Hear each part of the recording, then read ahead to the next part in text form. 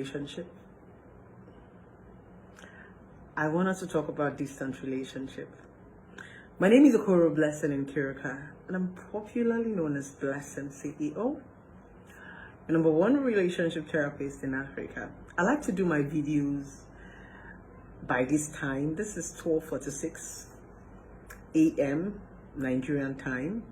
I love to do my videos by this time because that's when I believe a lot of people are settled. Your minds are settled from the hustle and bustle of the day. Some of you are just feeling through your phones, trying to catch up with the news and the buzzwords. So mornings are best for me to get to talk to people, and I feel it actually sinks more. There are no distractions, the kids are sleeping, husband is sleeping, and all that, right? So let's talk about distance relationship. Distance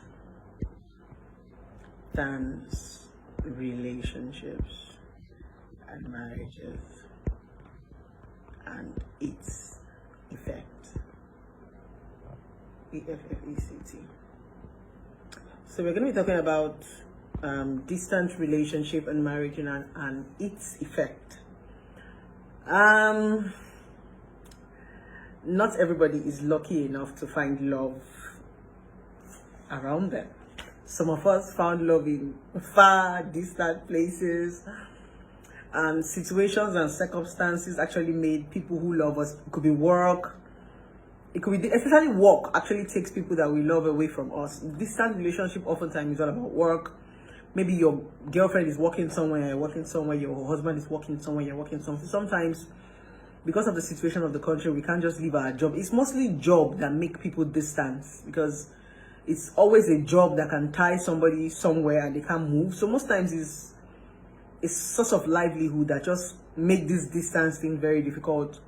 Some of your husbands are working in places that you can't just pack your bag and leave now. They don't want to transfer you. Some of your wives are working in places they can't just pack their bags and leave. And for those of you who have people outside the country, there's some people who are outside the country that are still struggling with getting their papers and passport and onward. So we just find ourselves in distant relationship because somebody said it could be school also. Okay, it's still part of career now. Career, work, it could also be school. You know, circumstances is what actually make people distant from us. It's not like it's deliberate. Because when we are talking about distant relationship, it's not a deliberate act. It's just something that is beyond people's power. They don't know how to. If they have power to come and stay with you, they definitely will come and stay with you. But circumstances just tie them. Now, we're going to be talking about how people actually cope with distant relationship, right? I've had interviews with a lot of people who are married to people who are far from them, or people who are actually dating people who are far from them, and it's hard. It's hard, you know, to have somebody you love. You want to touch the person. Sometimes you want to look the person in the eyes. You know, that eye contact, that fleshy touch is very, very important, and you can't get that. So it's really, really hard. So first of all, I'm going to teach you guys how to cope with a long distance relationship. Now, I'm going to use myself as an example. All my life, I've been a distant relationship person. Yeah, so yeah, I'm in the best to be on the phone. When I'm in a distant relationship, my man practically knows everything I'm doing. When I'm eating, I'm talking to him. When I'm bathing, I'm talking to him. We do everything together. It's as if he's with me. When I'm in the office, I'm talking to him. Except probably when I'm in a meeting, we are like, he'll talk. Even when, you know the funniest part?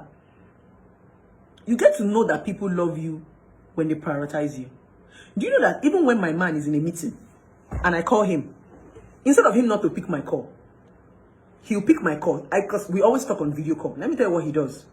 When I call my man and he's on video call and he's in a meeting and he cannot talk, he will pick the video call and mute it. Then on the video call, he'll do like this.